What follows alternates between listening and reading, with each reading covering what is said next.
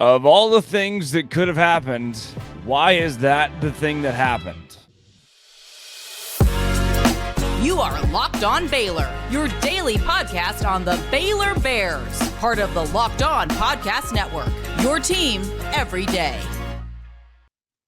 Happy Monday, everybody. I am Sad from Sports Illustrated's Inside the Bears. That is Brandon McKinnon from Our Daily Bears. Thank you for making Locked On Baylor your first listen every single day. I don't know. Go man. off. Like Go off, King.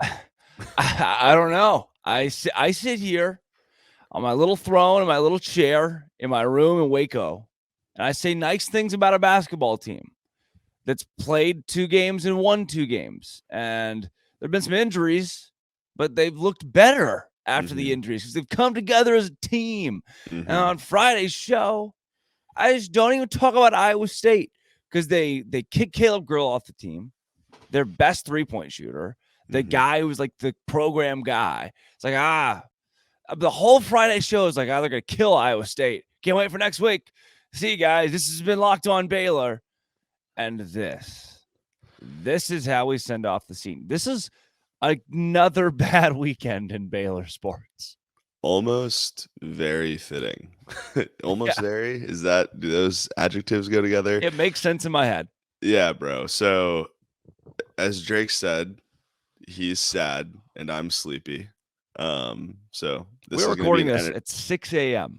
We are. This is going to be an energy-filled show. Because we deserve that. We deserve this 7th circle of hell. We're committed to you, the listener, to talk about a game where Baylor shot 35% from the field, 35% from 3, they practiced 55% from the free throw line on at these 6 goals. a.m. on a Sunday. They practice on these goals, Brandon. They shoot every day on these goals. You would never know. Maybe the goals were just mad. Maybe the goals were fighting back. Maybe that was it. Is that why Caleb Lohner didn't catch the ball? You shoot me every day. Maybe that is what it is. Brandon. Yeah. So, I mean, if you want to look for any silver lining in this, Drake, do you? Why? Then let's just be sad. Let's just be sad. What is your silver lining, Brandon McKinnon? Bring your silver lining to the show today.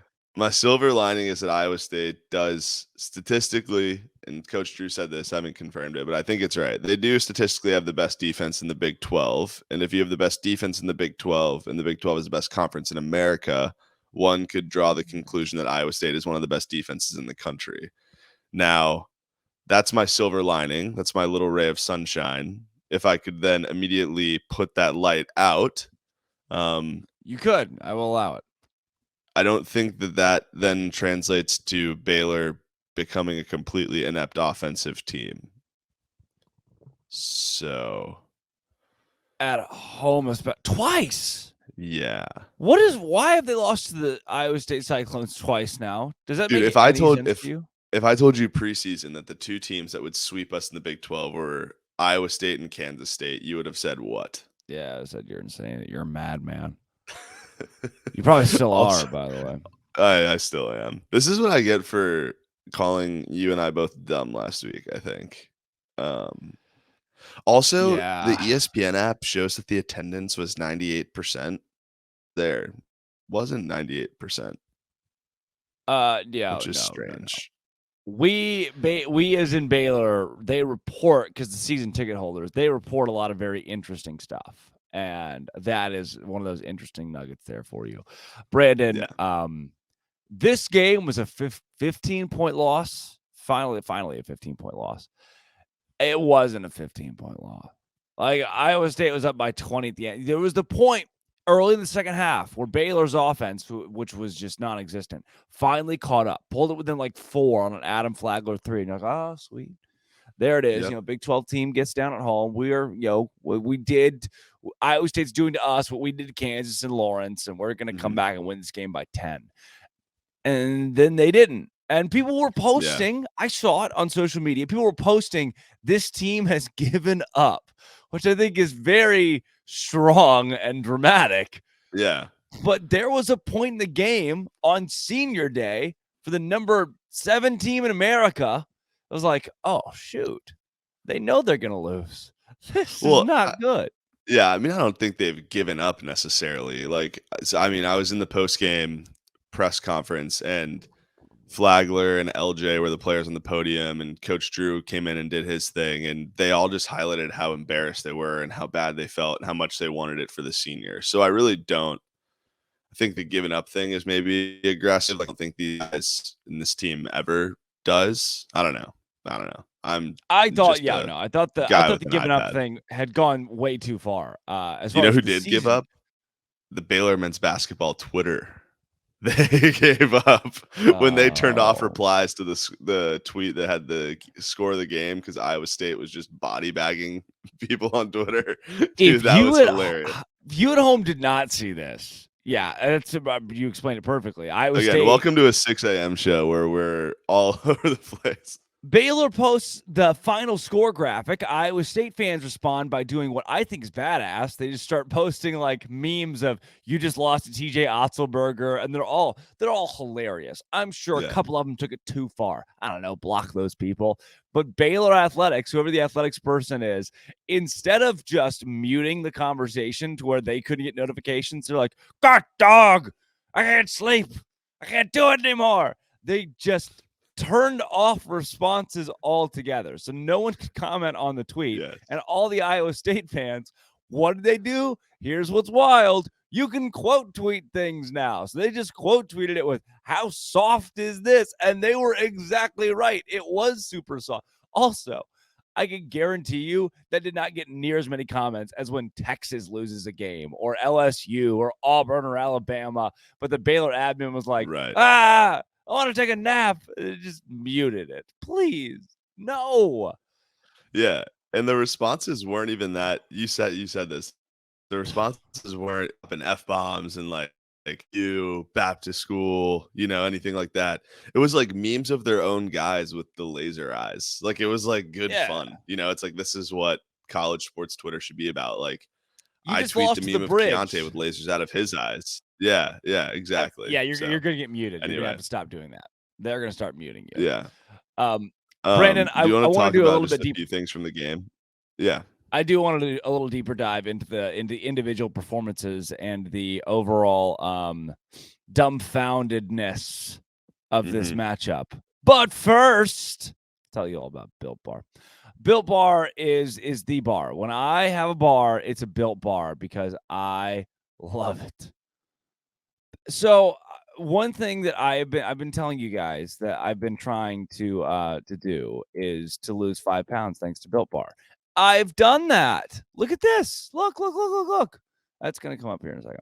I took senior pictures this weekend. Look at that. Hey, it's me. It's me in a bush. Not the beer, but in like an actual shrubbery. And that is because I've been eating Built Bars. I wake up every day and I grab a Built Bar and I eat it. Because I'm going to lose a little weight before I go to Cabo. Today's Monday. I'm flying to Cabo today when you're listening to this. And Built Bar, if you want to lose 5 pounds, a lot of us could. You get 100% real chocolate still, and you get flavors like churro, peanut butter brownie, coconut almond. My favorite's coconut almond. 100% real chocolate, 17 grams of protein, only 130 calories, 4 grams of sugar. And if you go to Walmart or Sam's Club today, you can get it at Walmart or Sam's Club. Everyone has a Walmart or Sam's Club near them. You are included in everyone. So go get a Built Bar and eat it, please. Or go to Built.com, order them there. It's Built Bar. Brandon, time to talk about individual performances, but also, how about my individual performance? Another senior picture here. If you can't Look at tell, that. there are 2 Bang cans, a Miller Lite, my right shoe, and a broadcast headset in that picture. You are sponsored by all 4 of those things. Bang. Yeah. Miller, By double Bang? No free ads. Sorry, no free ads. You are sponsored individually, though, by Bang, Miller Lite, broadcasting as a profession, and your right shoe that appears to be either Johnston and Murphy or Cole Haan. Am I correct on either of those? Cole Haan. And it could fall off the bridge at any moment. That was taking a risk. I had fun. Speaking of individual performances in that photo, let's keep this going. Everybody's heard of that mid-tier burrito chain, Cabo Bob's. I'm excited to hear what we get back from Cabo Drake. here next week. Well, you probably And get more out of me than you got from Flo Thamba on Saturday. Boom. we're back Brandon, to this. Gosh, I agree. Dang it. I've tried. He didn't attempt a field goal. Well, I guess he did. And he went to the free throw line, but in the box score, he's 0 for 0 from the field. I have been such a nice, good boy. I have been such a nice, supportive friend. There it is. And it, for what? And this is how I'm rewarded. Dude, so I haven't really looked at the box score other than just like those high level stats I gave. I'm looking at it now. Everybody played really bad. Is that an understatement? Keontae George going 1 for 7 from 3. Jalen Bridges 1 for 9 from the field. Is that that's not good either? Everybody played really bad. LJ Cryer being minus 21 kind of jumps off the page, and Dale Bonner, who we've lauded, being minus 20, also probably not good. Although Dale did have that one hezzy where he dropped his guy. Did you see that? That was like the highlight of the first half for me. Dude, and also, yeah, I mean, it was going to be an 18-point game until Flagler hit a meaningless pull-up 3 to give him 20 and cut to 15. But yeah, let's go line by line. So Flo Thamba, yes, under, not great. Yeah. 1 point. No, 2 Flo Thamba, no. Not Flo Thamba, yes. Flo Thamba, no. Okay, Flo Thamba, no. 1 point, 4 personal fouls, 2 turnovers, 1 steal, 1 assist, 2 rebounds in 19 minutes. It's not great, if I could just throw that out there. You know what they call that? Cardio. A lot of running, man. Dude, look, so I'm trying not to overreact to this a little bit while still being sad and giving it the proper amount of like, okay, this was really bad. Because it is senior night, last game in the Farrell for a lot of these guys. But yeah, I mean, you just need more than that. Because of all those things, you need more than that. I think you're making a point, too, that it's senior night. So usually you play better at home. Well, I guess it was senior day, 11 a.m. tip, but yeah. Yes. For your seniors. Usually. Dude, so wait. When all the seniors were being recognized before the game, they lined them up with their little jerseys. And you wouldn't believe, well, maybe you will when I say this, Fran Fraschilla gets down on one knee with his personal iPhone to take photos underneath the Baylor photographers of all the players. I don't know how to take that. As Fran. Such as Fran. Oh, he would. Keontae George only played 26 minutes. He was +1, though, despite being 1 for 7 from behind the 3. Flo Thamba was +5. Maybe he's not the issue. Jonathan Tchamwa-Tchatchoua -21. Yeah. I mean, the Iowa State bigs really gave us trouble. And something also, that go ahead. 10 for 28 from 3 is not terrible. You can win off of that. Baylor has won off of that for multiple games. 9 for 28. We've seen a couple times in wins. And 58 points, the inability to score inside. The problem for me, Brandon, it is March 6th. This is when you're supposed to play your best basketball. We've just seen that Baylor is very capable of this type of performance in this part of the year. You do this in March against anybody, you're going to lose in round 1 to Chattanooga. The Mocs. Dude, I do love how many of these mid-majors you just have in the repository. Every pod when you talk about round 1, you're like, Chattanooga, Vermont. Siena is scary, Brandon. Siena is there. Wyoming, yeah. No, yeah, I mean, I don't think we'll see this level of play again. I really don't. Why? I hope you're right, but why? Dude, I think it's like there's a couple of things that I was thinking about on my drive home from Waco to Austin after this game. Did you just not listen to music? Did you just sit in silence? I listened I'm not going to name another podcast while I'm on an existing podcast, but I'd already listened to all of my Locked On pods. So I listened to another podcast to get my mind ready for the UFC fight on Saturday. And anyway, what I was thinking is like, there has to be some fatigue to this, right? Like the Big 12, any conference schedule, SEC, anything is a gauntlet, like just mentally. So I feel like there's a little bit of that.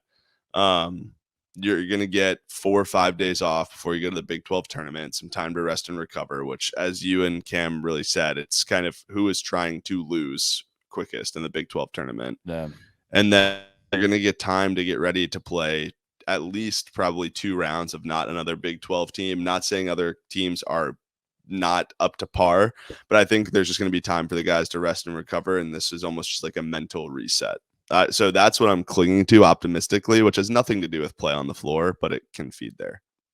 So we're going to get into the Big 12 tournament over the course of the next couple of shows. Obviously, as Baylor's facing Iowa State again. Yeah, I was going to bring that up. Just brutal. But Yeah. my last couple of stats I wanted to throw out here. Baylor gets out rebounded, 36-24. Baylor defensively by 13, 29-16. Points in the paint, 36-14. Bench points, 22-12. Baylor did, as you mentioned earlier in the show, shoot 36% from the field, 10 3-pointers, nine other field goals. This, Brandon, was bad. Yeah, it was bad. Did you know that Iowa State played every single active player on their bench, including one walk-on from the football team? Is that good? I'm just telling you what happened. Should we be excited by that? I mean, it's fun, I guess. We shouldn't be excited. But yeah, I mean, that's obviously not something that you like heard if you were in the Farrell Center. But my buddy that was watching from home was like, Fran just said Iowa State has played every active player in an effort to backfill Caleb Grill, including a walk-on from the football team. Dude. What are we doing? I mean, if you want to highlight, and I mean, we'll see it again on Thursday when we play Iowa State again, which also not ideal. We play Iowa State Thursday at 11:30 a.m. Central Time. So that's never gone poor for us. Yeah. But something that Iowa State does, and they do really well, and I think gave us fits, is they change their defense out of every dead ball timeout. So after every media, any team timeout, they would come out and they'd be like, oh, now they're in a 1-3-1 instead of man, or a 2-3 or box and 1 or a modified 3-2, where the guys really roam around the perimeter, which hurts us because it made us start our sets basically near half court. So I want to see if we adjust to that, or if it's just like, hey, probably won't ever see a team do this again. We're focused on March Madness, not the Big 12 tournament. And we just try and play our game. You know, I don't know how many adjustments are possible this late in the year. So we'll see. Well, we can talk about that on tomorrow's show. You'll be here for that one. Hey, hopefully we'll be happier. And more awake. Scott Drew, what do you think, buddy? Lost on senior day. Scott, take it away. Thank the seniors for all their contributions. Second, I want to thank the fans at spring break, those that chose to come to the game. Third, sorry we couldn't give them anything to cheer about. It was one of those games where anytime we got something going, we couldn't sustain it. As a coach, the only good news is hopefully everyone had a bad game at once and get it out of the system, get us refocused and reset for the conference tournament. At the same time, I want to give Iowa State a lot of credit. I think TJ did a great job with his team. They were motivated, prepared. Number one defense in conference for a reason, so they do a great job. And obviously we didn't play our best game. And, I mean, even as good as their defense was, they didn't guard us at the free throw line, and we haven't shot 55% from the free throw line, I don't think, all year. So it was one of those days where it just wasn't happening. Scott, TJ said they threw a bunch of different defenses at you. Did y'all expect a whole bunch? Mm-hmm. Yeah, they're pretty predictable in their unpredictability, meaning every time out dead ball they're going to switch defenses, and they do a good job keeping you on your heels. But their primary defense is their primary defense, and that's really good. They had pretty significant changes when Grill was dismissed from the team. Yeah. Did you see much? Yeah, sometimes sometimes that really rallies a team, and I think that definitely you saw that. You saw a real inspired team and a really focused, motivated team. And again, credit to TJ and those guys for competing and playing like they did. Scott, did you feel like they were pushing y'all out a lot farther from the perimeter than you liked? Yeah, they're a physical defense, and defenses in the Big 12 are physical, and we didn't do a good enough job running our offense, fighting to get our offense lower, and executing. We didn't hit the roller, the big guy, enough when they put two on the ball. when we did get good looks and we didn't have enough of them, we didn't make them. It looked like everything was short today. And, again, things that have made us a good team we didn't do. You gave up 54%. You got out-rebounded 36 to 24. It's one of those games you really can't the only blessing, nobody got injured today. So I guess there's always a silver lining. You guys you had a 10-0 run, you got it within 4, then yeah. Then they score 11 in a row, and it's pretty much kind of sealed it. Yeah, don't know what happened when I knew what happened to get the 10-0 run, but after that, credit them for answering and us not answering, and that's most of the year we have answered, and disappointing today and disappointing on senior night. And I've seen this with other senior nights. I don't know if it's because so many more seniors because of COVID. You don't know if someone's a senior, not a senior. But I've seen a lot of teams lay eggs, and when I mean that is shoot really poor percentages. And senior nights, you're always more emotional, and sometimes that's good, sometimes that's bad. And today it was it wasn't good. Scott, you got probably at least a day extra to prepare for this next game. Would that be a pretty big help after a game like this? I think right now the good thing about playing like this is you should be really motivated when you come back and play. And I know we were all embarrassed today. Scott, you mentioned no injuries today, but was it good to get Keontae back out there and get him? Yeah, and I thought the one thing you look at Keontae and plus minus, he was a +1 on the court.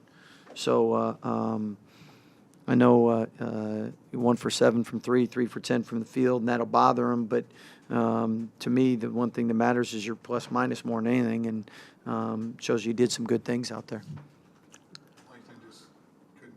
Yeah, so not there yet. Now we talked all year, all the time about how good the Big 12 is. Just talk about though going to this tournament, just how difficult this tournament is, no matter who you play. I know you don't know who. Yeah, I tell you, you look at it and you can see a 1 by a name, you can see a 10 by a name, and us coaches understand there is that big a margin. And I think the players understand in the Big 12 because they've seen it first and up close just how good everybody is and how competitive it is and how physical and tough it is. Is it maybe more so this year? I mean, we talk about it every year, but it seems like this year. Oh, analytically, it's. You just go to the numbers because facts don't lie, and it's tough as it's been. And Dick Vitale said toughest conference he's seen in 20 years, but I think Ken Palm analytics back up all that stuff. Hey, you guys enjoy the rest of your day.